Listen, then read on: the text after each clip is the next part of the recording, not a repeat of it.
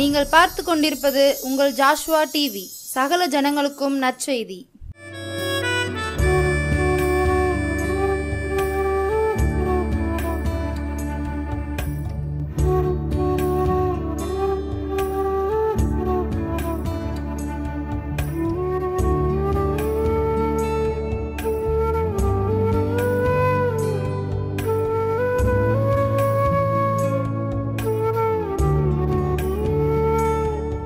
தேவனுக்கு மகிமை. தேவனாகிய கர்த்தரின் திருநாமம் மகிமைப்படட்டும். நம்முடைய அருமை இரட்சகரும் நம்முடைய மீட்பரும் உலக இரட்சகர் நம் இயேசுவின் நாமத்தினால் உங்களுக்கு என் அன்பான வாழ்த்துக்கள். ஆண்டவர் உங்களை ஆஸ்வதிப்பார். இந்த நாளிலும் இந்த ஜோசுவா டிவி ஊழியங்கள் வழியாக இந்த நல்ல செய்தியை உங்களுடைய இல்லங்களில் விதைப்பதில் நான் ரொம்ப மகிழ்ச்சி அடைகிறேன். கர்த்தருக்குள்ளே ரொம்ப சந்தோஷமாக இருங்க. இந்த நல்ல வார்த்தைகளை நீங்கள் கேட்கும்போது இந்த கேட்கப்பட்ட வார்த்தைகளை உங்கள் குடும்பத்தில் நீங்கள் கை கொண்டு கிறிஸ்து இயேசுவுக்குள் தேவ பக்தியான வாழ்க்கையை நீங்கள் வாழ ஆண்டவருக்குள்ளே உங்களை நான் வாழ்த்துறேன், ஆஸ்வதிக்கிறேன்.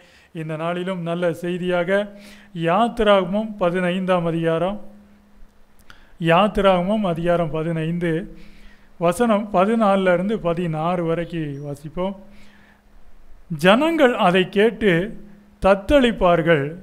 பெலிஸ்தியாவின்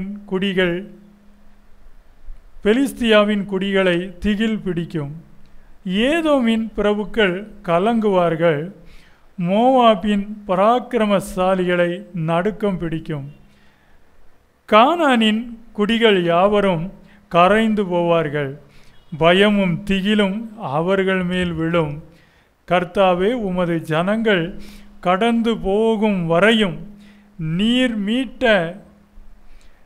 மீட்ட ஜனங்களே கடந்து போகும் வரையும் அவர்கள் உம்முடைய புயத்தின் மகத்துவத்தினால் கல்லை போல அசைவற்றிருப்பார்களாக.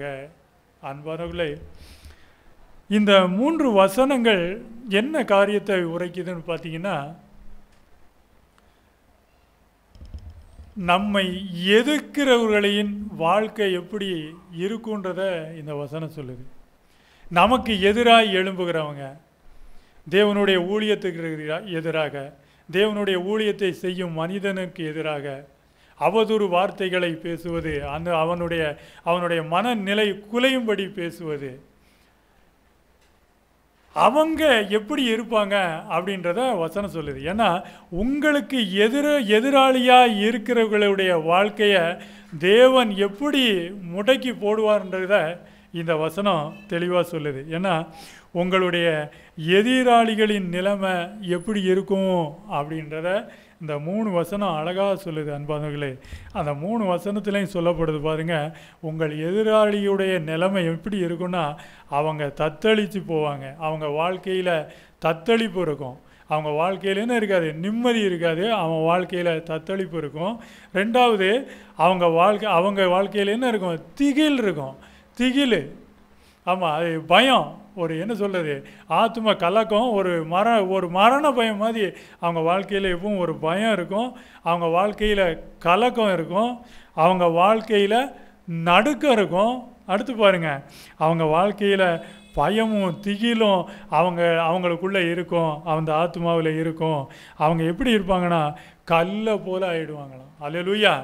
அவங்க ஒரு பாறாங்கல் மாதிரி ஆகிடுவாங்க, அசைவு இல்லாமல் ஆகிடுவாங்க. உங்களுக்கு எதிராக உங்களுடைய ஊழியத்தை தடுக்கிறதா இருந்தாலும், சபை ஆராதனையை தடுக்கிறதா இருந்தாலும், தேவ பக்தியான குடும்பத்துக்கு எதிராக ஒரு மனிதன் செயல்படுறானாலும் அந்த மனிதன் எப்படி போயிடுவான் தெரியுமா? ஒரு பாறாங்கல் மாதிரி அவன் அசைவற்று போயிடுவான். அல்லேலூயா. இதுதான் உண்மை. நீங்கள் நினைக்கலாம், நாம் ஆண்டவருக்குள்ளே இருக்கிறோம், நம்மளை இந்த மாதிரி கேலி கிண்டல் செய்கிறான், பரியாசம் செய்கிறான், நம்ம குடும்பத்துக்கு எதிராக செயல்படுறான், நமக்கு எதிராக செயல்படுறானே, இவன் எப்படி ஆண்டவர் இவனை எப்படி தண்டிப்பார் அப்படின்னு நீங்கள் நினைக்கிறீங்களா? உங்கள் மனசு நோக பேசுகிறாங்களா? அன்பானவர்களே, அவங்க வாழ்க்கை எப்படி இருக்குன்றது தான் யாத்திராகமம் 15ஆம் அதிகாரத்தில் 14 16 வரைக்கும் வசனம் சொல்லுது. அவங்க அசைவில்லாத பாறாங்கல் மாதிரி அவங்க ஆகிடுவாங்க. அவங்க நம்மளை அழிக்கணும்னு நினைக்கலாம், ஆனால் அவங்க தான் வாழ்க்கையில் அழிஞ்சு போவாங்க. அன்பானவர்களே, பார்த்தீங்களா வசனம் எவ்வளோ அழகாக சொல்லுதுன்னு. அதே ஏத்திராமம் பாருங்கள் 15ஆம் அதிகாரத்தில் 5வது வசனம் பாருங்கள். ஆழி அவர்களை மூடிக்கொண்டது, கல்லை போல ஆழங்களில் அமிழ்ந்து போனார்கள். பாறாங்கல் மாதிரி என்ன செஞ்சிட்டாங்க, ஆழத்தில் அமிழ்ந்து போயிட்டாங்க தண்ணியில். ஏன்னா இஸ்ரவேல் ஜனங்கள் அடிமைத்தனத்தில் இருந்தாங்க. அந்த அந்த மக்கள் அவங்கள கண்டு பயந்தாங்க. ஆனால் அதுக்கப்புறம் தேவனுடைய செயல்கள் அந்த மக்கள் மத்தியில் இறங்கினப்போ அவங்க எகிப்தியர்கள் இவங்களை பார்த்து பயந்தாங்க. நீங்கள் உடனே இங்கேருந்து புறப்பட்டு போங்க அப்படின்னு சொல்லி, நீங்கள் உங்கள் தேவனுக்கு ஆராதனை செய்யுங்க, நீங்கள் புறப்பட்டு போகலாம் அப்படின்னு சொல்லி அவங்களுக்கு போதுமான பொன் உடைமைகள், அவங்களுக்கு தேவையான உடைமைகள் எல்லாம் கொடுத்து கூட என்ன செஞ்சாங்க, அவங்கள நீங்கள் உடனே இங்கேருந்து கிளம்புங்கன்னு துரிதமாக அவங்கள அனுப்புகிறாங்க. நம்ம வேதத்தில் வாசிக்கிறோம். அன்பானவங்களே, அதுதான் உங்கள் எதிராளியானவருடைய நிலைமை எப்படி இருக்குன்னா, அவன் பாறாங்கல் மாதிரி ஆகி போயிடுவான். அவன் ஆசை உள்ள வாழ்க்கை அதுக்கப்புறம் வாழ முடியாது. அன்பானவர்களே, கர்த்தருக்கு எதிராய், கர்த்தருடைய ஊழியங்களுக்கு எதிராய், கர்த்தருடைய குடும்பங்களுக்கு எதிராய் எழும்புகிற எதிராளி நிலைமை எப்படி இருக்குன்றத இந்த வேத பகுதியில் சொல்லப்பட்டிருக்கு. வாசிக்கங்க அன்பானவர்களே, பாருங்க. அதனால எல்லாருக்கும் பயமும் திகிலும் உண்டாகும். அதாவது பாருங்க, உபாகமம் ஒரு வசனம் வாசிப்போம் பாருங்க. உபாகமம் 2ஆம் அதிகாரம், உபாகமம் அதிகாரம் 2 வசனம் 25வது வசனம். உபாகமம் அதிகாரம் 2 வசனம் 25. எல்லாரும் வாசிங்க அந்த வசனத்தை. வானத்தின் கீழ் எங்கும் உள்ள ஜனங்கள் உன்னாலே திகிலும் பயமும் அடையும்படி செய்ய இன்று நான் தொடங்குவேன். அவர்கள் உன் கீர்த்தியை கேட்டு உன் நிமித்தம் நடுங்கி வேதனைப்படுவார்கள். வசனம் எப்படி இருக்கு பார்த்தீங்களா? கர்த்தருடைய புத்தகத்தில் வானத்துக்கு கீழே எங்கும் உள்ள ஜனங்கள் உன்னால திகிலும் பயமும் அடையும்படி செய்ய இன்று நான் தொடங்குவேன். கர்த்தர் சொல்றார் பாருங்க, இன்னைக்கு நான் தொடங்குவேன். வானத்துக்கு கீழே உனக்கு எதிராக யார் செயல்படுறா, அவன் முன்னால உன்னை அவமானப்படுத்தணும்னு எவன் நினைக்கிறானோ அந்த மனிதன் முன்னால உன்னை நான் புகழ்ச்சியாக வைப்பேன். அந்த புகழ்ச்சியான வாழ்க்கையை பார்த்து, அந்த கீர்த்தியும் புகழ்ச்சியுமான வாழ்க்கையை பார்த்து நீ வாழக்கூடாதுன்னு நினச்சவனுக்கு பயம் வந்துடும், நடுக்கம் வந்துடும்.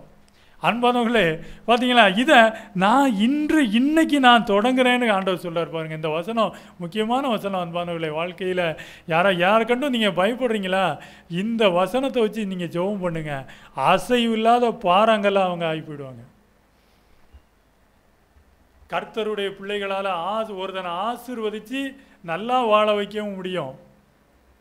கர்த்தர் சொன்ன வேத வசனத்தை வச்சு ஜெபிச்சு அவனை அசைவு இல்லாமல் ஆக்கவும் முடியும். அல்லேலூயா, ஆமென். ஏன்னா கர்த்தருடைய வார்த்தையின் வல்லமை என்னன்றது மற்றவங்களுக்கு தெரியாது.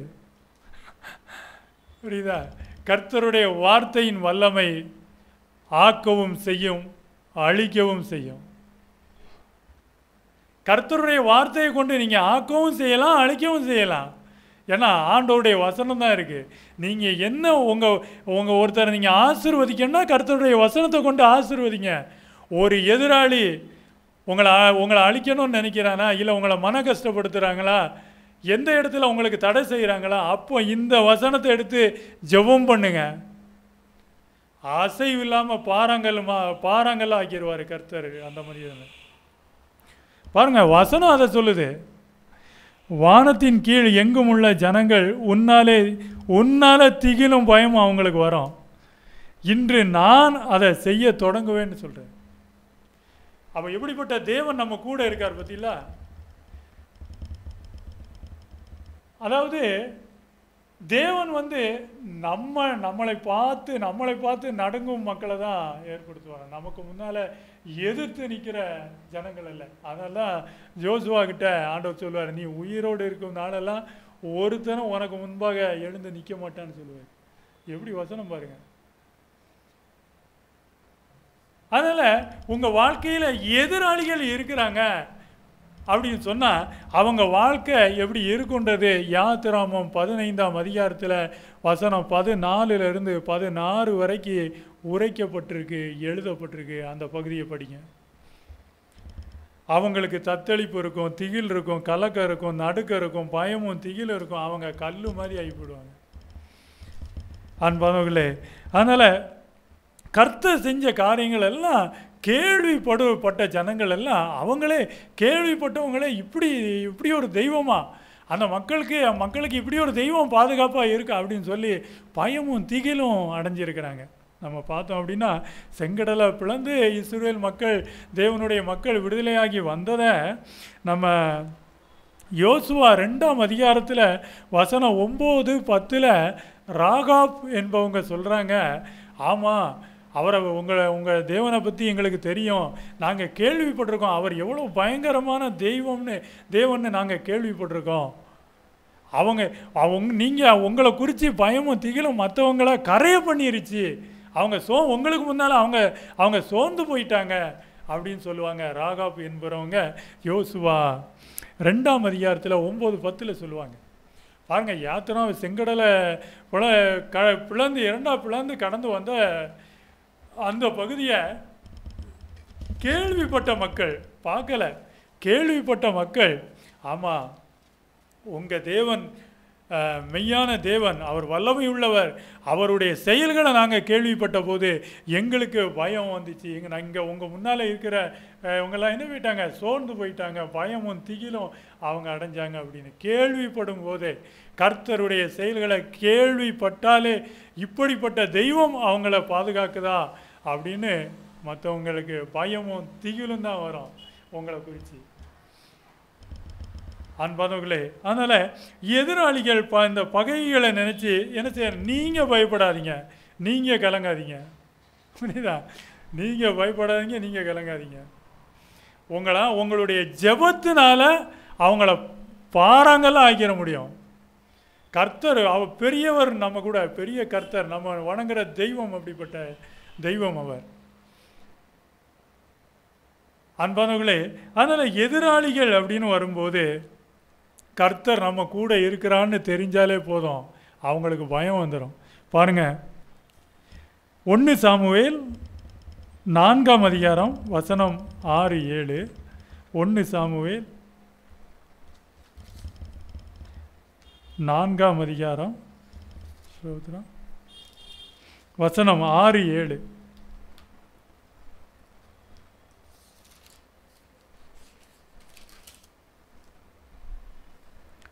அவர்கள் ஆர்ப்பரிக்கிற சத்தத்தை பெலிஸ்தியர் கேட்டபோது எபிரெயருடைய பாளையத்தில் இந்த மகா ஆர்ப்பரிப்பின் சத்தம் என்ன என்றார்கள். பின்பு கர்த்தரின் பெட்டி பாளையத்தில் வந்தது என்று அறிந்து கொண்டார்கள். தேவன் பாளையத்தில் வந்தார் என்று சொல்லப்பட்டபடியினால் பெலிஸ்தர் பயந்து, ஐயோ நமக்கு மோசம் வந்தது, இதற்கு முன் ஒருபோதும் இப்படி நடக்கவில்லையே. பார்த்தீங்களா, வசனம் எவ்வளோ அழகாக சொல்லு பாருங்க. தேவன் பாளையத்தில் வந்தார் என்று சொல்லப்பட்டபடியினார், தேவன் அந்த பாளையத்தில் தேவன் வந்தார், தேவனுடைய உடன்படிக்கை பற்றி வந்து இறங்கிருச்சுன்னு எதிராளி கேள்விப்பட்ட போதே அவன் பயந்துட்டான். ஏன்னா இந்த தேவனை நாம் என்ன செய்ய முடியாது, இவங்க கூட இருக்கிற தெய்வத்தை நாம் எதிர்க்க முடியாது அப்படின்னு அவங்க சொல்கிறாங்க. பாருங்க, ஐயோ நமக்கு மோசம் வந்தது. தேவன் பாளையத்தில் வந்தார் என்று சொல்லப்பட்டபடினா, தேவன் பாளையத்தில் வந்துட்டார்னு சொன்னதும் அவங்களுக்கு பயம் வந்துருச்சு, திகில் வந்துருச்சு, நமக்கு மோசம் வந்தது, இதற்கு முன் ஒருபோதும் இப்படி நடக்கவில்லையே. பார்த்தீங்களா அன்பானவர்களே, கர்த்தர் யார் என்பதை அறிந்த ஒரு மனிதன் என்ன செய்வான்னா அவனுக்கு பயம் வந்துடும். உங்களை ஒரு அழிக்கணும்னு நினைக்கிறான்னா இந்த தெய்வத்தை நம்முடைய தேவனாகிய கர்த்தரை பற்றி அவன் அறிந்திருந்தால் அவனுக்கு பயம் வந்துடும்.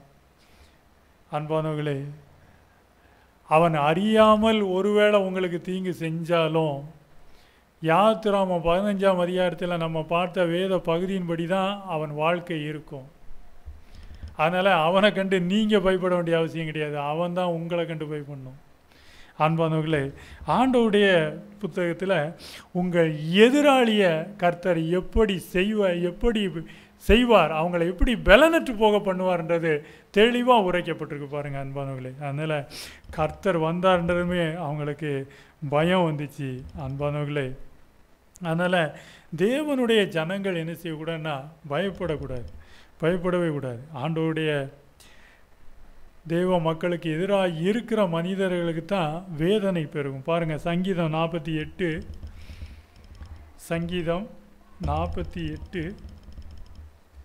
சோத்ரம்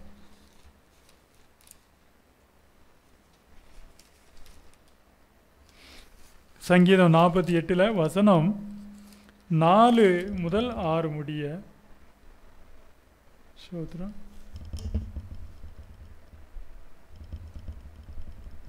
இதோ ராஜாக்கள் கூடிக்கொண்டு ஏகமாய் கடந்து வந்தார்கள். அவர்கள் அதை கண்டபோது பிரமித்து கலங்கி விரைந்தோடினார்கள். அங்கே நடுக்கம் கொண்டு பிரசவ வேதனைப்படுகிற ஸ்திரீயை போல வேதனைப்பட்டார்கள். அவங்களுடைய வேதனை எப்படி இருக்குமானா, பிரசவிக்கிற ஒரு பொண்ணுக்கு எப்படி வேதனை இருக்குமோ அந்த வேதனை உங்களை எதிர்க்கிற மனிதனுக்கு உண்டாகும், உங்களை பகைக்கிற மனிதனுக்கு உண்டாகும். அது கர்த்தருடைய புத்தகத்தில் எழுதப்பட்டிருக்கு. ஆமாம், நீங்கள் எதுவும் செய்யலைனாலும் ஆமாம், நம்ம வணங்குற தெய்வம் அவனுக்கு பதில் செய்ய போதுமானவராக இருக்கிறார். அன்பானவர்களே, கர்த்தருடைய புத்தகத்தில் அதெல்லாம் இவ்வித வசனங்கள் எல்லாம் எழுதப்பட்டிருக்கு. அவங்களுக்கு என்னென்ன வரும்னா, வேதனை வரும், நோய் வரும், திகில் வரும். ஏசாயா 13ஆம் அதிகாரம் 8வது வசனத்தில் சொல்லப்பட்டிருக்கு, அவங்களுக்கு வேதனை வருமா, நோய் வருமா, திகில் வருமா, அவங்க முகம் எப்படி இருக்குமா, எரிஞ்சு போன முகமாயிருமா. அவங்க முகம் அவங்கக்கிட்ட புன்னகை முகம் இருக்காது, எரிஞ்சு தீஞ்சு போன முகம் மாதிரி அவங்க முகம் போயிடுமா. உங்களை எதிர்க்கிறவன், உங்களை மனக்கலக்கம் பண்ணுகிறவன், உங்களுக்கு இடரல் உண்டாக்குகிறவன், அவனை குறித்து ஏசாயா 13ஆம் அதிகாரம் 8வது வசனம் சொல்லுது. அவனுக்கு வேதனை வரும், திகில் வரும், வாதை வரும், அவன் முகம் கருகி போன முகமாக மாறிடும். சரிங்களா? ஏன்னா எதிராளிகளின் நிலைமையை குறித்து ஆண்டவருடைய புத்தகத்தில் எப்படி எழுதப்பட்டிருக்கு பார்த்தீங்களா? உங்கள் நல்ல வாழ்க்கையை குறித்தும் தேவனுடைய புத்தகத்தில் எழுதப்பட்டிருக்கு, உங்கள் எதிராளியின் நிலைமையை குறித்தும் தேவனுடைய புத்தகத்தில் எழுதப்பட்டிருக்கு. அதனால் அன்பானவர்களே, கலக்கம் திகில் நாம் அடைய வேண்டியதில்லை, நமக்கு எதிராக யார் நிற்கிறாங்களோ அவங்களுக்கு தான் அது. அன்பானவர்களே, ஏன்னா நம்முடைய தெய்வம் நமக்கு சொல்லுகிற ஒரு வசனத்தை நிறைவாக வாசித்து இந்த நல்ல செய்தியை நிறைவு செய்வோம். ஏசாயா 43ஆம் அதிகாரம், ஏசாயா அதிகாரம் 43 சோதரம் வசனம், முதல் வசனம் பாருங்க. ஏன்னா நம்ம தேவன், நாம் வணங்குற தெய்வம், தேவனாகிய கர்த்தர் நமக்கு சொன்ன வசனம். இப்போதும் யாக்கோபே, உன்னை சிருஷ்டித்தவரும் இஸ்ரவேலே உன்னை உருவாக்கினவரும் ஆகிய கர்த்தர் சொல்லுகிறதாவது, பயப்படாதே,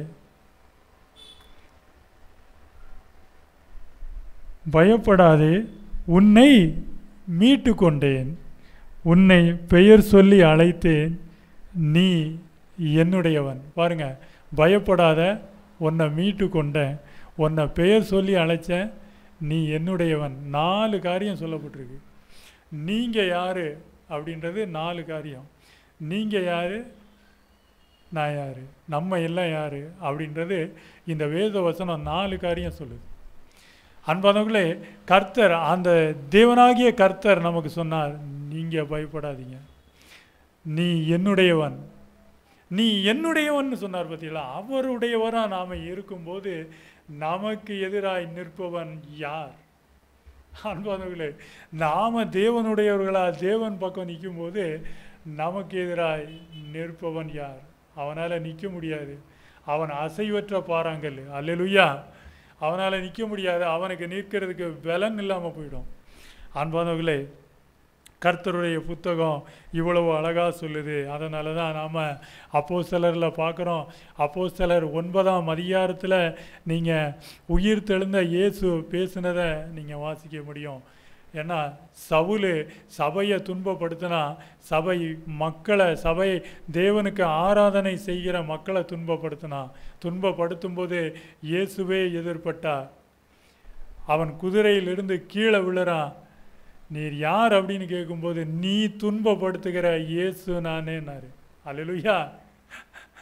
பார்த்தீங்களா? நாம வழிபாடு செய்கிற, நாம் ஆராதிக்கிற தேவன் இவர். நீ துன்பப்படுத்துகிற இயேசு நான் தான். நீ யாரை துன்பப்படுத்துகிற? எனக்கு ஆராதனை செய்கிற மக்களை நீ துன்பப்படுத்துகிற. அதுக்கு தான் நான் உனக்கு எதிர்பட்டேன்னு இயேசு பேசினார். அன்பானவர்களே, அதனால் உங்களை ஒருவன் துன்பப்படுத்துகிறான்னா அது இயேசுவை துன்பப்படுத்துகிறான்னு அர்த்தம். உங்களை ஒருத்தன் வேதனைப்படுத்துகிறான்னா அது இயேசுவை வேதனைப்படுத்துகிறான்னு அர்த்தம். உங்களை ஒருத்தன் அவமானப்படுத்துகிறான்னா அது ஆண்டவரை அவன் அவமானப்படுத்துகிறான்னு அர்த்தம். அதனால தான் இயேசு சொன்னார் அப்போஸ்தலர் 9ஆம் அதிகாரத்தில், நீ துன்பப்படுத்துகிற இயேசு நானேன்னு சொன்னார். உங்களுக்காக இயேசு நிற்கிறார், கவலைப்படாதீங்க. அதனால் எதிர்த்து நிற்கிற எந்த செயலும் உயிரற்று போயிடும். நம்ம தேவன் உயிர் உள்ளவர். அன்பானவர்களே, நம்ம கூட இருக்கிற ஒரு உயிர் உள்ளவர். உங்களை எதிர்த்து நிற்கிறவன் உயிர் இல்லாமல் ஒன்றுமில்லாமல் அவன் பதரை போல பறந்து போவான். அவன் பாறாங்கல்லை போல அசைவற்றவனாய் போயிடுவான். ஏன்னா நீ துன்பப்படுத்துகிற இயேசு நானேன்னு நமக்காக இயேசு கிறிஸ்து வந்து நின்றார், இப்பொழுதும் நிற்கிறார். அல்லேலூயா. ஆமென். ஆண்டவர் உங்களை ஆசீர்வதிப்பாராக. இந்த நல்ல செய்தியை கேட்ட நீங்கள் தைரியமாக இருங்க. வாழ்க்கையில் பயப்படாதீங்க. உங்களை கண்டு தான் இன்னொருத்தங்க பயப்படமே தவிர நாம் யாரை கண்டும் பயப்படக்கூடாது. அதனால் பயமும் திகிலையும் உண்டாக்குகிற கர்த்தர் நம்ம கூட இருக்கிறார். ஆண்டவர் உங்களை ஆசீர்வதிப்பாராக. நிறைவு ஜெபத்தை ஏறெடுப்போமா? எங்கள் தேவனாகிய கர்த்தாவே, உமக்கு நன்றி செலுத்துகிறேன். அதிசயமானவர், ஆலோசனை கர்த்தர், வல்லமையுள்ள தேவன், நித்திய பிதா, சமாதான பிரபு, எல்லா நாட்களிலும் எங்களுடன் இருக்கிற எங்கள் மெய்யான தெய்வமே நன்றி. இந்த நாளிலும் கர்த்தாவே, இந்த நல்ல செய்தியை ஜோசுவா டிவி ஊழியங்கள் வழியாக விதைக்கும்படி கிருபை செஞ்சீங்க ஆண்டவரே. இதோ அப்பா, விதைக்கப்பட்ட வசனங்கள் ஒவ்வொரு குடும்பத்திலும் விளைச்சலை தரட்டும் அப்பா. எந்த விதமான திகிலும் பயமும் இவர்களுடைய குடும்பத்தில் இல்லாமல் போகட்டும் அப்பா. இந்த நல்ல செய்தியை கேட்ட ஒவ்வொரு ஆத்மாவிலும் இருந்தும் பகையிலும் அப்பா பயமும் திகிலும் அப்பா நடுக்கங்களும் கலக்கங்களும் அந்த ஆத்மாவை விட்டு இயேசுவின் நாமத்தில் நீங்கி போகும்படியாய் ஜெபிக்கிறேன் ஆண்டவரே. அப்பா, நீ பயப்படாதே, நான் உன்னை மீட்டு கொண்டேன், உன்னை பெயர் சொல்லி அழைச்சேன், நீ என்னுடையவன் என்ற வசனத்தின்படியே அப்பா இந்த நல்ல செய்தியை கேட்ட ஒவ்வொரு பிள்ளைகளையும் இயேசுவின் நாமத்தில் ஆசீர்வதிக்கிற ராஜா. நீ என்னுடையவன் என்று சொன்னீரே. ஆமாம் ஆண்டவரே, உம்முடையவர்களாய் நாங்கள் இருக்கிறோம். கிறிஸ்து இயேசுவின் நாமத்தில் ஆசீர்வதிக்கிறேன். கிறிஸ்து இயேசுவின் நாமத்தினால் இவர்களை வாழ்த்துகிறேன் அப்பா. இந்த வாழ்த்தும் இந்த ஆசீர்வாதமும் அப்பா இவர்களுடைய பயங்களை எல்லாம் நீக்கட்டும். இயேசு கிறிஸ்துவின் சந்தோஷம் சமாதானமும் இவங்க குடும்பத்தில் உண்டாகட்டும், இந்த ஆத்மாவில் உண்டாகட்டும். இயேசுவின் நாமத்தில் இந்த ஜெபங்களை ஏறெடுக்கிறேன் என் ஜீவனுள்ள நல்ல பிதாவே. ஆமேன், ஆமேன், ஆமேன்.